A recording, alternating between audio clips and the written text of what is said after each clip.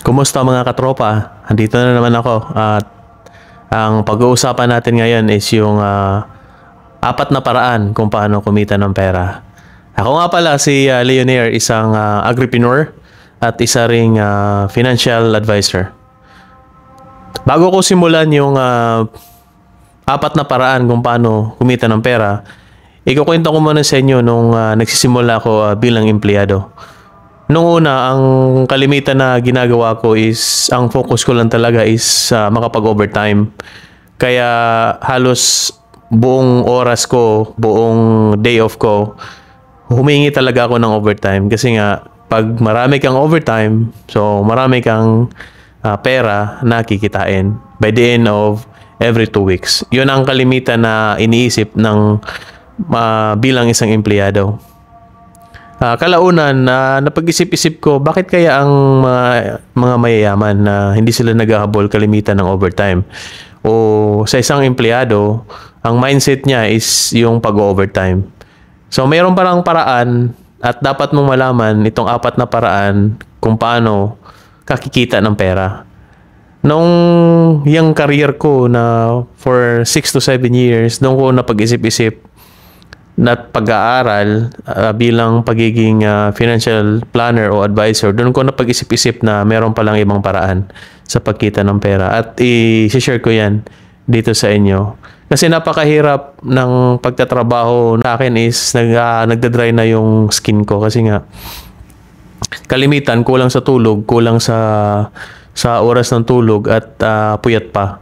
Yan ang problema talaga sa always ka nag-overtime. So, ginawan ko ng paraan yan. At sa paraan na yan, yan yung apat na paraan kung paano kumita ng pera. Kahit minsan, hindi ka na mag-overtime, nagagawa mo pa rin kumita ng higit doon sa pagiging empleyado mo. Una, so sa unang pagkita ng pera pala, ang unang mong gagawin is yung income through your job o kung may sarili kang business. Kung meron kang side hustle, kaya mong kumita din ng pera. Sa pagnenegosyo, ang kailangan mo talaga is dalawa yan. Dalawa yung puhunan mo sa pagnenegosyo. Yung tangible na nasusukat, kung meron kang asset, kung meron kang bagay na may halaga at ininegosyo mo, yun, kikita ka. At yung pangalawang asset naman is yung tinatawag na intangibles. Ang tawag doon is yung mga diskarte, paraan, disiplina, kung paano ako kumita ng pera. Through mga referral system, kung nag-ahente ka, kung yan ang side hustle mo, pwede ka rin kumita ng pera dyan. So, dalawa yan. Intangibles, tsaka tangibles. Ngayon, sa pagtatrabaho naman, ginagamit mo yung sariling effort mo, oras mo, tsaka lakas mo para kumita ka ng pera. Yan yung unang paraan kung paano kumita ng pera sa pagnenegosyo at meron kang trabaho. Ang pangalawang paraan naman para kumita ka ng pera is na hindi napapansin is through reducing your expenses. So, babawasan mo yung expenses mo. Kung noon, mahilig kang magkape ng 4 times a month sa Starbucks, pwede mo nalang gawing isang beses para yung sobra na yun, yung 3 pagkakape mo na yun is extra income mo na yun.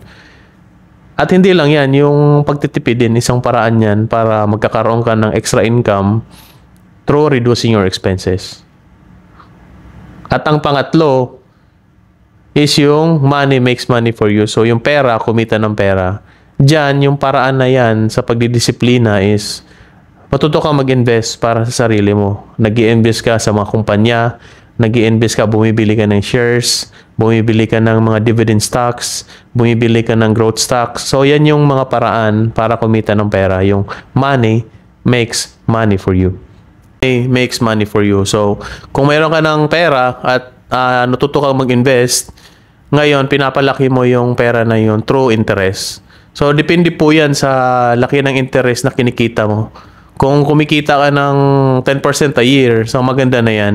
So, money makes money for you. Maraming paraan para kumita ng pera. At dyan yung money makes money for you. Yan yung dividend investing, stock investing. So, yung pera mo mismo, ininvest mo para kumita ng pera or bibili ka ng mga kumpanya, isang paraan din yun para, o bibili ka ng shares, isang paraan din yun. Your money makes money for you. Ang pang-apat is use other people's money or use other people to make money for you.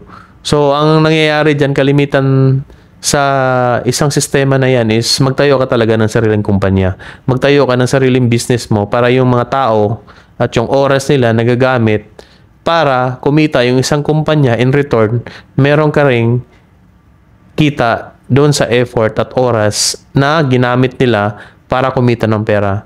4 lang po yan. Una is yung income through business o trabaho. Pangalawa is yung through reducing your expenses. At yung pangatlo naman is yung money makes money for you through investing. At ang pang-apat is gagamitin mo yung ibang tao at yung oras nila at yung pera nila at yung effort nila para kumita ng pera.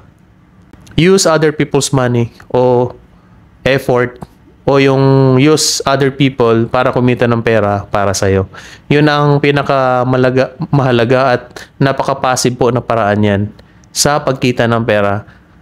At mismong ikaw, pag na-experience mo yan, nasa above middle class level ka na pag ginagawa mo yan. Ganon kalupit yung use other people's money tsaka use other people to make money for you.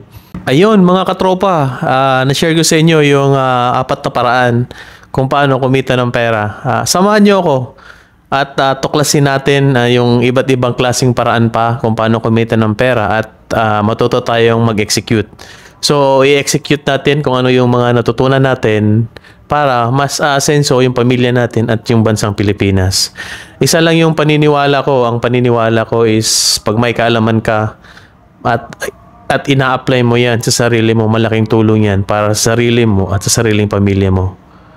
Maging inspirasyon sana ito sa mga kababayan natin na nakapokus lang sa pagiging empleyado at bigyan natin ng importansya yung kaalaman, bigyan natin ng importansya yung diskarte, bigyan natin yung importansya yung mga oras natin na gamitin natin para kung gusto mong kumita ng extra money o kung gusto mo ng side hustle, aralin mo at pag-aralan mo na, i-apply mo at mag-execute ka para sa sarili mo.